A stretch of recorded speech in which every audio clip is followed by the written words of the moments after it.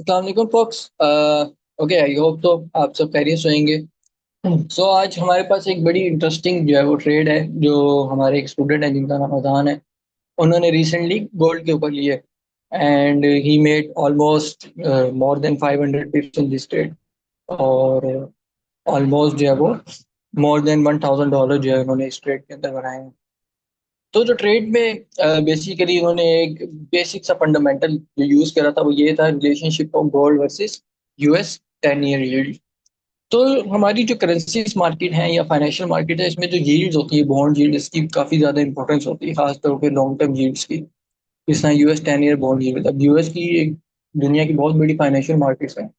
तो US 10 year yield जो है वो काफ़ी ज़्यादा मार्केट को जो है वो अफेक्ट करती है। ठीक है, तो इन्होंने एक बेसिक सा फंडामेंटल कॉन्सेप्ट यूज करा अपनी ट्रेड के अंदर कि US 10 year yield versus gold का रिलेशनशिप।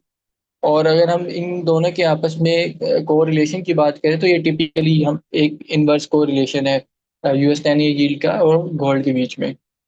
मतलब कि जब यूएस की ट्रेजरी यील्ड जो है वो अपसाइड जाएंगी तो गोल्ड प्राइसेस जो है वो फॉल करेंगी या डाउन साइड आएगी, एंड वाइस वर्सा जब यूएस 10 ईयर यील्ड जो है वो डाउन साइड की तरफ होगी तो यूएस की जो हमारी गोल्ड प्राइसेस है वो अपसाइड जाएगी। तो बेसिकली इस रिलेशनशिप के पीछे एक टर्म या है जिसको हम अपनी फाइनेंशियल मार्केट में अपॉर्चुनिटी कॉस्ट कहते हैं। तो बेसिकली होता है क्या है, जब ट्रेजरी यील्ड जो है वो अपसाइड जा रही होती है तो उस टाइम पे इन्वेस्टर के लिए जो इन्वेस्टमेंट है इन बॉन्ड वो ज़्यादा अट्रैक्टिव होती है कंपेयर विद गोल्ड। क्यों? क्योंकि जो बॉन्ड्स के अंदर है उसको गारंटी रिटर्न ऑफर हो रहा है कि जो भी इंटरेस्ट चल रहा है, एक्सवाइजी जो भी यील्ड है वो उसको मिलेगा ही मिलेगा, गारंटी। लेकिन क्या है, दूसरी तरफ गोल्ड को जो उसने होल्ड करके रखा हुआ है जो कि उसको कोई रिटर्न नहीं दे रहा, कोई इंटरेस्ट नहीं दे रहा उस होल्डिंग के ऊपर। ठीक है, वो उसके लिए क्या है, अपॉर्चुनिटी कॉस्ट है वहाँ पे। तो इसलिए इन्वेस्टर्स जो है वो प्रेफर करते हैं जब यील्ड बढ़ रही हो, ट्रेजरी यील्ड बढ़ रही हो, बॉन्ड्स को ना कि गोल्ड में अपनी होल्डिंग्स करना पसंद करते हैं।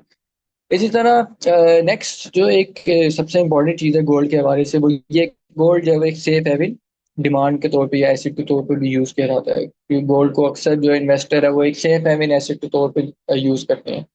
सो सेफ हेवन एसेट मतलब कि जब इकोनॉमिक अनसर्टेनिटी हो या मार्केट बहुत ज़्यादा वोलेटाइल हो, जब इन्वेस्टर जो है वो परेशान हो या क्लियर ना हो इकोनॉमिक आउटलुक को देख के, तो उन पीरियड्स के अंदर गोल्ड जो है वो एक सेफ हेवन इन्वेस्टमेंट के तौर पे एक्ट करता है। फॉर एग्जांपल जब इन्फ्लेशन जो है वो बहुत ज़्यादा बढ़ रही हो तो उन सिचुएशंस के अंदर, इसी तरह जो है वो अगर इन्वेस्टर्स को या मार्केट्स को लग रहा हो कि पोटेंशियल रिसेशन सिनेरियो, मतलब जब लेबर मार्केट बहुत ज़्यादा वीक हो रही हो तो उनको लग रहा हो कि आगे जो है वो रिसेशन के चांसेस हो सकते हैं, तो ये सारी जो इन्फ्लेशन और पोटेंशियल रिसेशन के जो चांसेस हैं ये मिला के एक गोल्ड को एक हेज एसेट या एक हेजिंग के तौर पे इन्वेस्टर के लिए काम करता है अगेंस्ट दीज रिस्क जो कि एसोसिएट है इन्फ्लेशन के बढ़ने से या फिर रिसेशन से।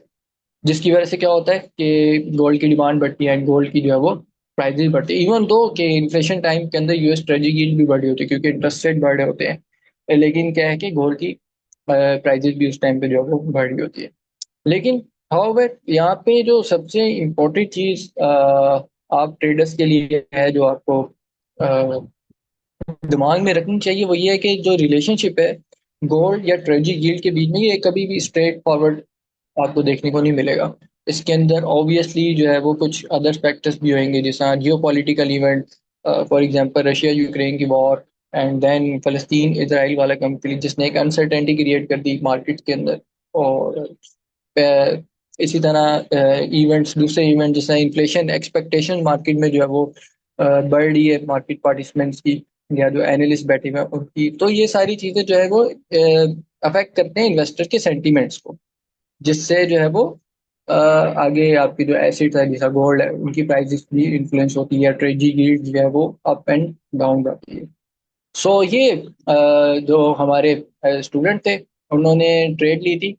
आपको भी ट्रेड दिखाता हूँ।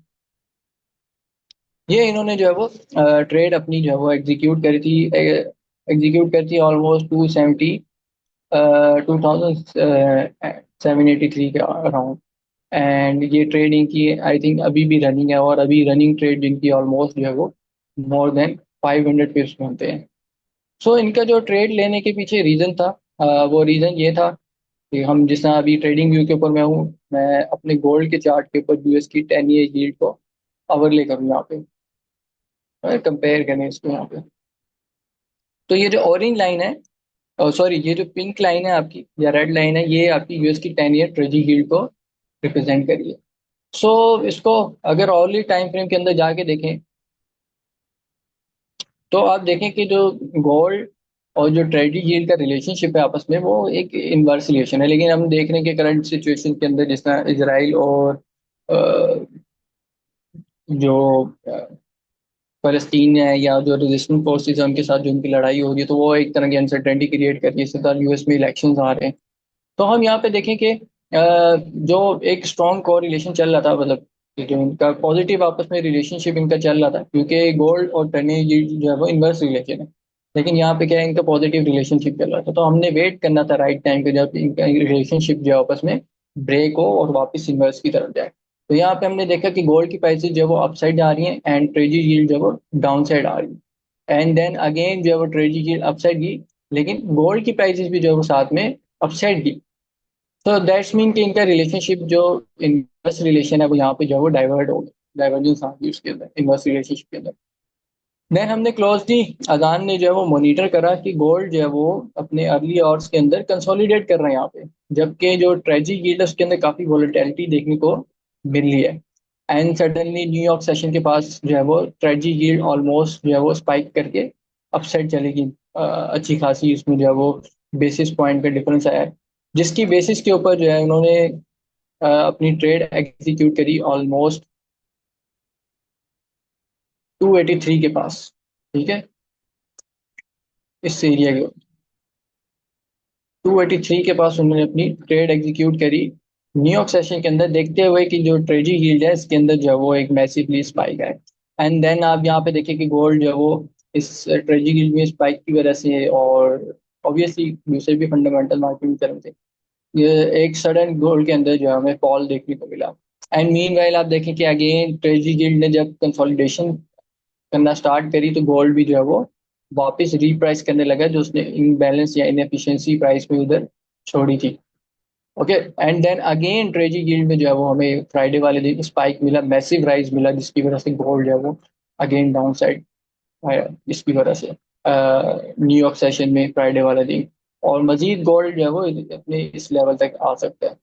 सो ये अजान ने जो है वो सिंपल एक छोटे से फंडामेंटल एनालिसिस या क्रॉस मार्केट एनालिसिस को यूज करते हुए अपनी ट्रेड जो है वो एग्जीक्यूट करी थी। एंड वेल डन अजान, बहुत अच्छी ट्रेड आपने एग्जीक्यूट करी। सो किसी का कोई क्वेश्चन हो जो अजान ने ट्रेड ली इससे रिलेटेड, या कोई भी क्वेश्चन हो जो, तो हेजिटेट ना करें, अपने क्वेश्चन पूछें ज़रूर। एंड मिलते हैं आपसे नेक्स्ट वीडियो के अंदर। अपना बहुत ज़्यादा ख्याल रखिएगा। Stay safe, stay bless. अल्लाह हाफिज़।